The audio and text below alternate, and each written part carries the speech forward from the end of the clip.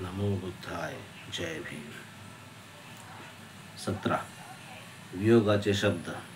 सिद्धार्थ गौतम राजमहालात परत येण्याअगोदर शाक्य संघ सभेत जे घडले त्याचा वृत्तांत राजमहालात पोहोचला होता. राजमहालात पोहोचल्यानंतर सिद्धार्थ गौतमाने पाहिले त्यांचे माता पिता अतिशय दुःखाने विलाप करीत आहेत. शुद्धोधन म्हणाले, आम्ही युद्ध दुष्परिणामांची चर्चा करीत होतो, परंतु मला हे माहीत नव्हते की तू या सीमेला जाशील. सिद्धार्थाचे उत्तर होते, मला देखील हे माहीत नव्हते की गोष्टी या सीमेला जातील. मला असे वाटत होते की शाक्यांना समजावून सांगितले तर ते शांती समर्थक होतील, परंतु आपल्या सैन्याधिकाऱ्यांनी लोकांच्या भावना अशा काही भडकवल्या की माझ्या बोलण्याचा त्यांच्यावर काहीही परिणाम झाला नाही. मला आशा आहे की आपल्याला एक गोष्ट समजली असेलच की मी परिस्थिती अधिक बिघडण्यापासून सावरले. मी सत्य आणि न्यायाच्या पक्षापासून विचलित झालो नाही. सत्य आणि न्यायाचा पुरस्कार केल्यामुळे होणाऱ्या शिक्षेस मी स्वतःकडे ओढून घेतले. परंतु शुद्धोधनाचे यामुळे समाधान झाले नाही. ते म्हणाले, तू या गोष्टींचा विचार केला नाहीस की आमचे काय होईल. म्हणूनच मी प्रवज्य स्वीकारले. जरा विचार करा की शाक्याने सर्व शेती जप्त करण्याची आज्ञा दिली तर त्याचे किती दुष्परिणाम झाले असते. परंतु तुझ्याशिवाय या शेतीचा आम्हाला काय उपयोग. शुद्धोधन म्हणाले, सर्वच परिवाराचे शाक्य गणराज्याचा परित्याग करून तुझ्यासोबत देशाबाहेर का जाऊ नये. विलाप करीत प्रजापती गौतमीने शुद्धोधनाला साथ देत म्हटले, तू आम्हा सर्वांना सोडून एकटा कसा जाऊ शकतोस. सांत्वन करीत सिद्धार्थ म्हणाले, माते, तू क्षत्राणी आहेस, क्षत्रियांची माता आहेस, असे नाही का नेहमी म्हणतेस. हे खरे नाही का. वीरतेचा त्याग करू नका. अशा प्रकारे दुःखी होणे तुम्हाला अशोभनीय आहे. जर का मी युद्धावर जाऊन मला मृत्यू आला असता तर तुम्ही काय केले असते. काय तुम्ही त्यावेळेसही असे दुःखी शोकमग्न झाला असता. गौतमी म्हणाल्या, नाही, ते तर एका क्षत्रियास योग्य ठरले असते, परंतु आता तू सर्वांपासून दूर जंगलात जंगली हिंस्र पशुसोबत राहण्यास जात आहेस. आम्ही येथे शांतीने जीवन कसे जगू शकतो. मी म्हणते की तू आम्हालाही सोबत अरण्यात घेऊन चल. सिद्धार्थाने विचारले, मी तुम्हा सर्वांना घेऊन अरण्यात कसा जाऊ शकतो. नंद अजून लहान बालक आहे. माझा मुलगा राहुल नुकताच जन्माला आहे. या सर्वांना सोडून तुम्ही माझ्यासोबत अरण्यात येऊ शकता का. याने गौतमीचे समाधान झाले नाही. त्यांचे म्हणणे होते की आपण सर्वांनी शाक्यांचा देश सोडून कोशलांच्या देशात त्यांच्या राजाच्या आधिपत्याखाली जाऊन राहू शकतो. सिद्धार्थाने प्रश्न केला, पण माते, शाक्यजन काय म्हणतील. ते याला देशद्रोह नाही का समजणार. आणि मी अभिवचन दिले आहे की मी वाणी अथवा कर्माने माझ्या प्रवज्जेचे यथार्थ कारण कोशल नरेशांना कळू देणार नाही. मला एकट्याला जंगलात राहावे लागणार आहे. हीच गोष्ट योग्य आहे. कोलियांच्या विरुद्ध युद्धात सहभागी होणे अथवा अरण्यात राहणे यामध्ये अधिक श्रेयस्कर कोणती गोष्ट आहे. शुद्धोधन मध्येच म्हणाले, पण इतक्यात घाई का. शाक्य संघाने काही काळाकरता युद्ध स्थगित ठेवले आहे. कदाचित युद्ध होणार देखील नाही. तू आपली प्रवज्जा स्थगित का करीत नाहीस. कदाचित असेही होईल की शाक्य संघ तुला येथे राहण्याची परवानगी देईल. सिद्धार्थाला हा विचार सर्वथा नापसंत होता. म्हणून त्याने म्हटले, माझ्या प्रवज्जित होण्याच्या निर्णयामुळे शाक्यांनी आता कोलियांच्या विरुद्ध युद्ध स्थगित केले आहे. हे देखील संभव आहे की माझ्या प्रवज्जा ग्रहणाच्या निर्णयामुळे शाक्य संघ आपली युद्ध घोषणा परत घेईल. हे सर्व माझ्या प्रवज्जा ग्रहणाच्या निर्णयावर अवलंबून आहे. मला माझ्या वचनांची पूर्तता करावीच लागेल. वचनभंगाचे परिणाम अधिक भयानक होऊ शकतात, आपल्याकरिता व शांती पक्षाकरिता देखील. माते, आता माझ्या मार्गात बाधा आणू नकोस. मला अनुमती आणि आशीर्वाद दे. जे घडत आहे ते चांगलेचसाठी होत आहे. हे ऐकून प्रजापती गौतमी व राजा शुद्धोधन निस्तब्ध झाले. नंतर सिद्धार्थ यशोधरांच्या महालात गेले. त्यांना पाहिल्यानंतर त्याच्या मुखातून एकही शब्द बाहेर पडले नाहीत. सिद्धार्थ स्तब्ध झाले. काय बोला हे त्यांना सुचेना.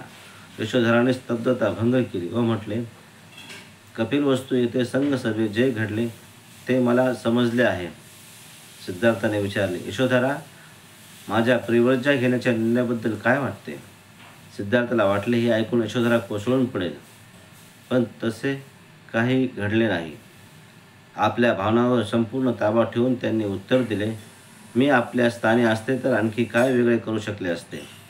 मी नक्कीच कोलियांच्या विरुद्ध युद्धात सहभागी झाले नसते. आपला निर्णय योग्य आहे. माझी या निर्णयाला अनुमती व पाठिंबा आहे. मी देखील आपल्याबरोबर प्रवज्जित झाले असते. मी प्रवज्जय घेत नाही याचे एकच कारण आहे. राहुल लहान असल्यामुळे मला त्यांचे संगोपन करावे लागणार आहे. हे असे घडले नसते तर बरे झाले असते. आपण धैर्याने व वीरतेने परिस्थितीला सामोरे गेले पाहिजे. आपल्या माता, पिता व पुत्रांविषयी आपण मुळेच काळजी करू नये. मी जिवंत असेपर्यंत त्यांची काळजी घेईन. आपण आपल्या प्रियजनांना त्यागून प्रवृत्तीत होत आहात व म्हणून अशा एका जीवनमार्गाचा आविष्कार करा जो मार्ग सकल मानवांना कल्याणकारी असेल. हीच एक फक्त माझी इच्छा आहे. सिद्धार्थ यामुळे फारच प्रभावित झाले. यापूर्वी सिद्धार्थाने कधीही जाणले नव्हते की यशोधरा एवढ्या धैर्यवान, वीर भावनापूर्ण, आदर्श, उदात्त मनाच्या आहेत. अशा पत्नी लाभल्याबद्दल आपण किती भाग्यवान आहोत व आपला वियोग परिस्थितीने घडवून आणला याची त्यांना प्रथमच जाणीव झाली. त्यांनी राहुलला आणण्यास सांगितले. पित्याच्या वात्सल्यपूर्ण दृष्टीने त्यांनी राहुलकडे पाहिले व ते तिथून निघून गेले. 18. ग्रहत्याग. सिद्धार्थाने विचार केला, भारद्वाजाकडे जाऊन प्रवज्जित व्हावे. भारद्वाजाचा आश्रम कपिलवस्तूमध्ये होता. त्यानुसार दुसऱ्या दिवशी आपला आवडता घोडा कंटक यावर स्वार होऊन व सेवक छन्न यासोबत घेऊन सिद्धार्थ आश्रमाकडे निघाला. सिद्धार्थ आश्रमाजवळ गेल्याबरोबर आश्रमातील स्त्रिया व पुरुष बाहेर आले व एखाद्या नवविवाहित नवरदेवाच्या स्वागताकरता एकत्र व्हावे तसे ते सर्वजण प्रवेशद्वारात एकत्र झाले. जेव्हा ते समोर आले तेव्हा त्यांचे नेत्र आश्चर्याने विस्फारले. त्यांनी बंद कमल दलाप्रमाणे आपले हात जोडून सिद्धार्थांना वंदन केले. ते सर्वजण सिद्धार्थांच्या सभोवताली उभे राहिले. त्यांची अंतःकरणे भावविभोर झाली होती. ते असे स्तब्ध उभे होते की जणू ते प्रेमाने प्रफुल्लित होऊन आपल्या नयनांनी त्याला प्राशन करीत आहेत. काही स्त्रियांना वाटले की सिद्धार्थ देवाचा अवतार आहे, कारण तशा सुंदर लक्षणांनी व अलंकाराने तो अलंकृत होता. काही दुसऱ्या स्त्रियांना त्यांची कोमलता, सभ्यता व राजेशाही ऐश्वर्यता पाहून असे वाटले की आपल्या अमृतमयी किरणांनी चंद्रमा पृथ्वीवर अवतरला आहे. काही जणी तर त्यांच्या देखण्या सौंदर्यावर इतक्या वाळल्या होत्या की एखाद्या भुकेल्याप्रमाणे आपले तोंड उघडून त्यांना गिळून टाकतील व काही जणी हलके निश्वास उसासे टाकीत होत्या. अशा प्रकारे स्त्रिया त्यांच्याकडे पाहतच होत्या. ना त्यांच्या मुखात शब्द होते ना त्यांच्या चेहऱ्यावर हास्य होते. त्या सभोवताली उभ्या राहून आश्चर्यचकित होऊन सिद्धार्थाच्या प्रवृत्तीत होण्याच्या निश्चयाचा विचार करीत होते. मोठ्या प्रयासाने त्यांनी त्या स्त्रियांच्या वर्दीतून आपली सुटका करून घेतली व आश्रमांच्या प्रवेशद्वारी उभे राहिले. राजा शुद्धोधन व प्रजापतींनी प्रवज्जेच्या वेळेस उपस्थित राहणे सिद्धार्थांना आवडले नाही, कारण त्यांना माहीत होते की दुःखाने त्या स्वतःला सावरू शकणार नाहीत. परंतु त्यांच्या नकळत अगोदरच त्या आश्रमात पोहोचल्या होत्या. आश्रमाच्या आवारात प्रवेश करताच तेथे उपस्थित लोकांमध्ये आपल्या मातापित्यास पाहिले. त्यांना पाहताच सिद्धार्थ त्यांच्या जवळ गेले व त्यांचा आशीर्वाद त्यांनी मागितला. ते इतके भावनाविश होते की त्यांच्या मुखातून एकही शब्द निघत नव्हता. ते सतत विलाप करीत होते. त्यांनी त्यांना हृदयाशी धरले व आपल्या अश्रूंचा अभिषेक त्यांच्यावर केला. छन्न कंठाला एका झाडाला बांधून तिथे उभा होता. त्याने पाहिले की शुद्धोधन व प्रजापती दुःखाने विलाप करीत आहेत. तेव्हा भावनाविश होऊन तो आपल्या अश्रूंना रोखू शकला नाही. अतिशय प्रयासाने सिद्धार्थ आपल्या मातापित्यापासून दूर झाले व छन्न जिथे उभा होता तिथे ते गेले. राजमहालात परत नेण्याकरता आपली उंची वस्त्रे व अलंकार त्यांनी त्याला दिले. त्यांनी प्रव्रजकाला आवश्यक असे आपले कैश व पण मुंडन केले. त्यांचा चुलत भाऊ महानाम याने परिव्रजकाला योग्य अशी वस्त्रे व अन्य पात्र आणले होते. ती वस्त्रे सिद्धार्थाने परिधान केले. अशा प्रकारे परिव्राजकाचे जीवन व्यतीत करण्याची पूर्ण तयारी करून ते भारद्वाजाकडे गेले, जेणेकरून भारद्वाज त्यांना विधिवत प्रवज्जित करतील. आपल्या शिष्यांच्या साह्याने भारद्वाजने आवश्यक ते संस्कार विधी केले व सिद्धार्थ गौतम परिव्राजक झाल्याचे घोषित केले. प्रवज्जा व शाक्य जनपद देश त्याग या शाक्य संघासमोर घेतलेली दुहेरी प्रतिज्ञेचे स्मरण ठेवून प्रवज्जाचे संस्कार विधी आटोपताच सिद्धार्थ आपल्या पुढील प्रवासास निघाले. नेहमीपेक्षा फार मोठा जनसमुदाय आश्रमात जमला होता, कारण गौतमाची प्रवज्जाची परिस्थितीच मोठी असाधारण होती. राजपुत्र आश्रमाच्या बाहेर पडताच संपूर्ण जनसमुदाय त्यांच्या मागोमाग जाऊ लागला. सिद्धार्थाने कपिलवस्तू सोडले व ते अनुमा नदीच्या दिशेने निघाले. त्यांनी मागे वळून पाहिले तेव्हा तो जनसमुदाय त्यांच्या मागे मागे येत असलेला त्यांना दिसला. सिद्धार्थाने त्यांना थांबवले आणि म्हटले, बंधू आणि भगिनींनो, माझ्या मागे मागे येऊन तुम्हाला काय मिळणार आहे? मी शाक्य आणि कोल्यांचा विवाद संपवू शकलो नाही, परंतु तुम्ही तडजोड सहमतीच्या बाजूने जनमत तयार करा, तरच तुम्ही सफल व्हाल. म्हणून कृपया तुम्ही परत जा. ही विनंती ऐकून जनसमूह मागे परतू लागला. राजा शुद्धोधन व प्रजापती गौतमी राजवाडीकडे परतले. सिद्धार्थाने परत केलेली वस्त्रे आणि अलंकार पाहणे गौतमींना असहनीय झाले. त्यांनी ते सर्व एका कमलदलाली भरलेल्या सरोवरात सोडून दिले. प्रवज्जित होताना सिद्धार्थ फक्त 29 वर्षाचे होते. लोक त्यांची आठवण करून प्रशंसा करीत, सिद्धार्थ उच्च कुलोत्पन्न श्रेष्ठ मातापिताचे सुपुत्र आहेत. ते सर्वगुण संपन्न आहेत. ते ऐन तारुण्यात आहेत. ते सुंदर आहेत व बुद्धिमान आहेत. सुख समृद्धीमध्ये वाढलेले आहेत. ते पृथ्वीवर शांतता राहावे व सर्वांचे कल्याण व्हावे म्हणून स्वीकारशील घडले. ते एक शाक्य तरुण होते की ज्यांनी बहुमतासमोर झुकण्यापेक्षा शिक्षा स्वीकारली. अशी शिक्षा जिथे ऐश्वर्याच्या ठिकाणी दारिद्र्य होते, सुखसमृद्धीच्या ठिकाणी भिक्षाटन होते, ग्रहसौख्याऐवजी ग्रहत्याग होता. ते अशा प्रकारे सर्वांना सोडून जात आहेत जसे की त्यांची काळजी घेणारे या जगात कोणीही नाही. स्वतःची म्हणून त्यांनी या जगातली कोणतीही वस्तू सोबत घेतली नाही. हा त्यांनी स्वेच्छेने स्वीकारलेला महान त्याग आहे. हे त्यांच्या वीरतेचे शौर्याचे कार्य आहे. जगाच्या इतिहासात याला तुलना नाही. ते शाक्यमुनी अथवा शाक्यसिंह या पदाचे अधिकारी आहेत. शाक्य कुमारी किसा गौतमीचे म्हणणे किती यथार्थ होते. त्या सिद्धार्थ गौतमासंबंधी म्हणतात, धन्य त्याची माता, धन्य त्याचा पिता, ज्यांनी अशा पुत्राला जन्म दिला. धन्य ती पत्नी जिला असा पती लाभला. 19. राजपुत्र आणि त्यांचा सेवक. कंटकाला घेऊन छन्नानेही परतले पाहिजे होते, पण त्याने परतण्याचे नाकारले. त्याने राजपुत्राकडे आग्रह धरला की तो राजपुत्राला कंटकासह अनुमा नदीच्या तीरापर्यंत तरी पोहोचवेल.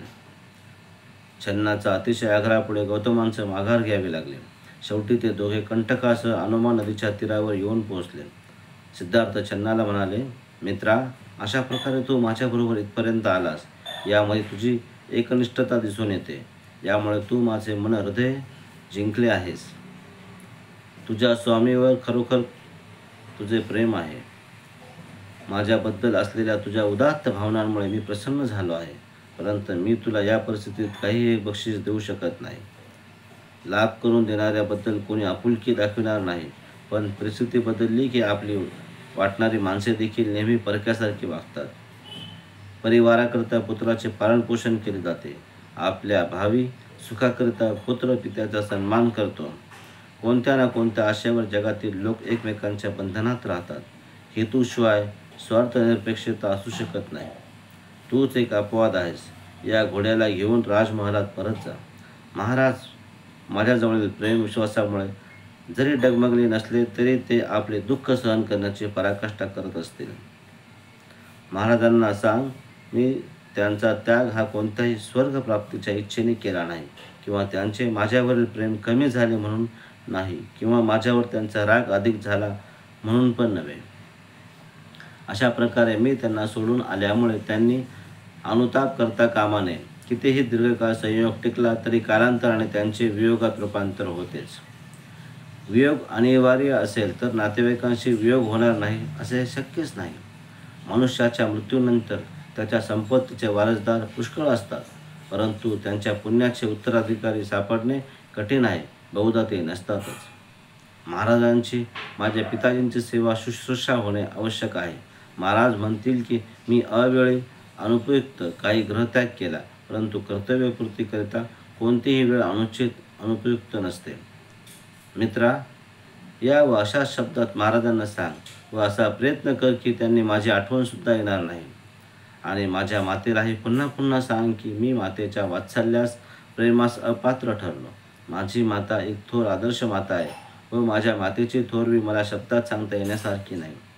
हे ऐकून शोकाकुल छन्न हात जोडून भावनात्रिकेने म्हणाला, स्वामी, तुम्ही ज्या प्रकारे आपल्या स्वआप्तांना योगाच्या दुःखद वेदना देत आहात ते पाहून चिखलात नदीच्या पात्रात हत्ती ऋतून बसावा अशी माझ्या मनाची अवस्था झाली आहे. तुमच्या कठोर निग्रहाने वज्राहून कठीण अंतःकरण असलेल्याच्या डोळ्यात अश्रू आल्याशिवाय राहणार नाही आणि ज्यांचे हृदय प्रेमाने भरलेले आहे त्यांच्या बाबतीत तर बोलावयासच नको. कुठे ते राजप्रसादात राहण्यायोग्य कोमलांग आणि कुठेही तीक्ष्ण कुशाग्राची तपस्व्याचे अरण्यभूमी. हे राजकुमारा, तुझा असा हा निर्णय माहीत असताना कपिलवस्तूमधील दुःखित लोकांकरता दुःखदायक अशा या कंटक घोड्यास मी आपणाहून कसा परत घेऊन जाऊ. जसा एखादा पाखंडी नास्तिक सद्धर्माला सोडून देतो तशा पद्धतीने नक्कीच तुम्ही मुलांच्या प्रती प्रेमळ वृद्ध पित्यास जोडून जाणार नाहीत. आणि तुमची मावशी, ज्याने तुमचे पालनपोषण करून तुम्हाला लहानाचे मोठे केले, त्यांना तुम्ही एकदा कृतज्ञ माणूस जसा आपल्या उपकार करत त्यास विसरतो तसे विसरणार नाही. ज्या गुणवती आहेत, श्रेष्ठ कुलोत्पन्न आहेत, कुटुंबाकरता आदर्श, पतिनिष्ठ, भक्तिपरायण आहे व ज्या एका बालकाच्या माता आहेत अशा आपल्या पत्नीस आपण नक्कीच सोडून जाणार नाही. धर्म व यश, प्रसिद्धी यांच्या पुरस्कृत्यात आपण सर्वश्रेष्ठ अधिकारी आहात व आदरणीय आहात. एखाद्या उथळ्याने आपली मौल्यवान संपत्ती व्यर्थ उधळून टाकावी तसे तुम्ही यशोधराच्या प्रिय सुपुत्रास असेच सोडून जाणार नाही. स्वामी, जरा आपण आपले राज्य, नातेसंबंधी यांच्या त्यागाचा दृढ निश्चय केला असला तरी आपण मला सोडून जाणार नाही, कारण आपले चरण हेच माझे शरण आहे. या दग्ध होरपळलेल्या अंतःकरणाने मी आपणास एकटेच अशा प्रकारे सोडून नगरात परत जाऊ शकणार नाही. ज्यावेळेस मी एकटाच परत जाईल तेव्हा महाराज मला काय म्हणतील आणि आपल्या सहधर्मिणीस कोणता शुभ संदेश जाऊन सांगू. आपले असे म्हणणे आहे की मी महाराजांना आपले अवगुण सांगू, जेणेकरून त्यांची तुमच्यावरील माया, प्रेम कमी होईल.